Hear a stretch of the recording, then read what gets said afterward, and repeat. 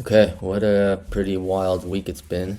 In the beginning, I was a little nervous, to be honest, about the whole situation with the politics here and like everyone getting involved with talking about the situation with the soldiers getting or like arrested for questioning had to do with the treatment of one of the terrorists from the October 7th attack, and everyone just got involved. There was a whole thing, lots of nonsense going on. Bibi came back, I think.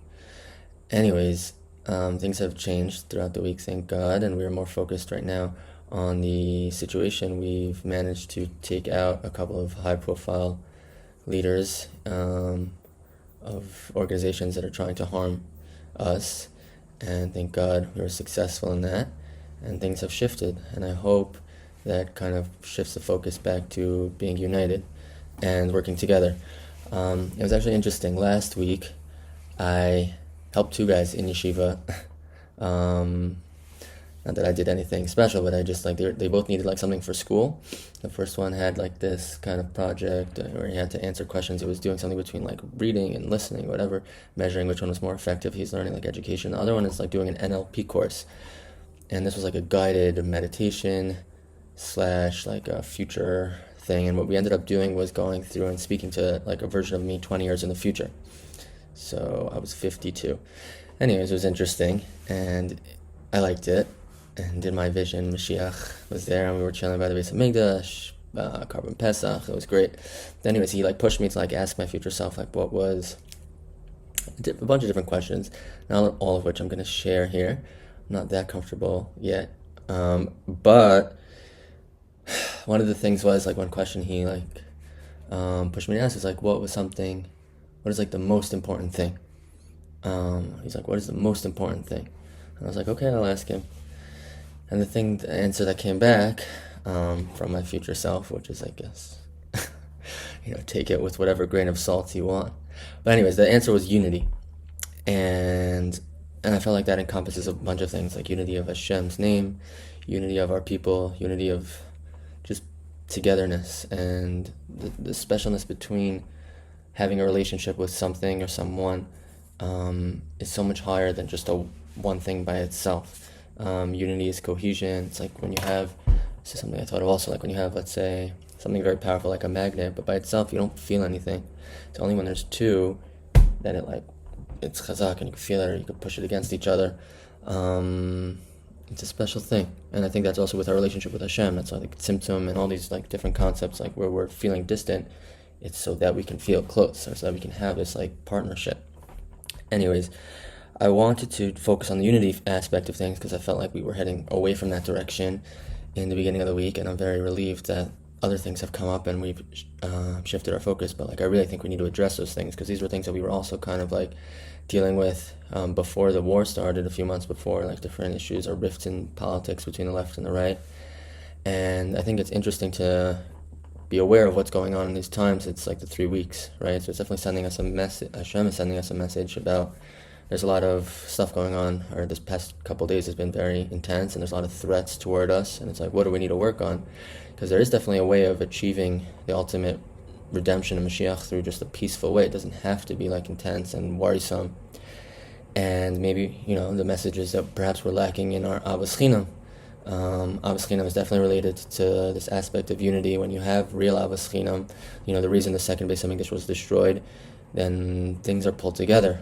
And last week's Parsha, it was interesting. Last week's Parsha was Pinchas, and we saw, that like reflected back on the incident of Pinchas's like zealousness and his. We actually spoke about it a bunch this past Shabbos on the subject, the intersection of jealousy and zealous, acting out of zealousness, and like what the relation is and how much better the Hebrew language is than English, and what can be learned from that. But the idea is that like there is a place for these things, and it's not in between us. Like there was a specific direction from like Hashem at that point. Okay, this is someone is publicly profaning. We are so far, and unfortunately, because we don't have the Beis Hamikdash, we just need to stick to the basics, and at the very least, just like to loving and taking care of each other is the most fundamental thing, and that has to come above everything else as far as who we are and our relationship with the world. This chat that I'm in, there's like a tapping chat, like we do like this kind of stuff. If you want, ask me and I can give you the link.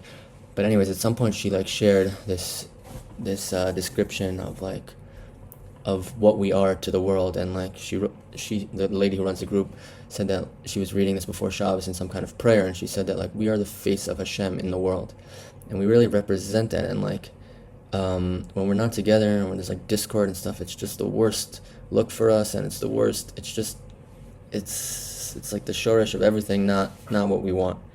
And I think like the way that we can do like avos chinam and to like demonstrate these things with each other is by doing, I'm saying, usually what's the way to be good to another person is chesed. And I was thinking today that if we can work on our bitachon, there's a pasuk in the second kapitel of Tikkun Klali that says, "Abotech b'Hashem chesed yisobevenu." The person that trusts in Hashem, that will be surrounded by kindness. And kindness is like, usually it's like he'll accept kindness or be bestowed kindness, but this is like surround him. And what does that like mean? And like someone that's like really trusting in Hashem, I think, can be like a funnel for other people. It's like, why do you go see a tzaddik? Why do you go see a friend? Or why do you go speak to someone that's calm? Because you draw from their experience into yours, and you take from that, and it soothes you. And if you can strengthen your bitachon in Hashem, especially in these times that are a little bit scary, you can share that with other people, and that's real chesed. That's like you're really giving them something special that they can take and use. And for people also, like for those of us that have had anxiety in the past, this isn't necessarily something to be scared of. The times that we're in, anxiety in the past has been something that was like just ourselves and something that we had to go through on our own. Now we have, thank God, things that are real challenges and opportunities for us to grow. I feel that since October 7th, there's been so much opportunity for growth. You could jump levels left and right. It's like nobody's watching the gates. You could really, really, really get closer to Hashem. It's so much easier to focus on the important stuff. And so like as far as anxiety is concerned, this is opportunity to do it in the real world. You're experiencing something with a group, with other people. You've been practicing for moments of dealing with stress. You've done it before. And now it's real. You could teach other people how you've done it and how to get past it, because a lot of people that haven't had stress or anxiety in the past are experiencing it now for the first time. And you could incorporate that chesed into your healing and help other people with that. I think there was, one other thing I just wanted to say is like, being in Israel is so special. And anyone coming to visit or coming to live or just coming to be, or that's here now, you know how it feels. And this is the most meaningful experience in the world, to be in a place and to stand where you are and not be concerned. I mean, we had such miracles the last time Iran threatened us, and no matter what happens here, we're heading in the right direction. We are doing things that are necessary for improving our world. We all know the world is not perfect, not by a long stretch, and there are things that need to be looked at and examined, and Hashem is just showing us where these things are. And we're so strong, and we have such strong leadership, thank God. Again, it's not perfect, nothing's perfect, but we do things with so much seicha. We're Jews, and we're together, and we're here, and I invite everyone to come to Eretz Yisrael. Oh my gosh, I've been here for 4 years. It's the best thing in the world. Change your life. So please come, please be a part of the process, and God willing, we'll be seeing Mashiach very soon. And Tisha B'Av will be this wonderful day of celebration, and we will succeed. B'Shem Hashem, Nasim Natzliach. Yalla, have a good Shabbos.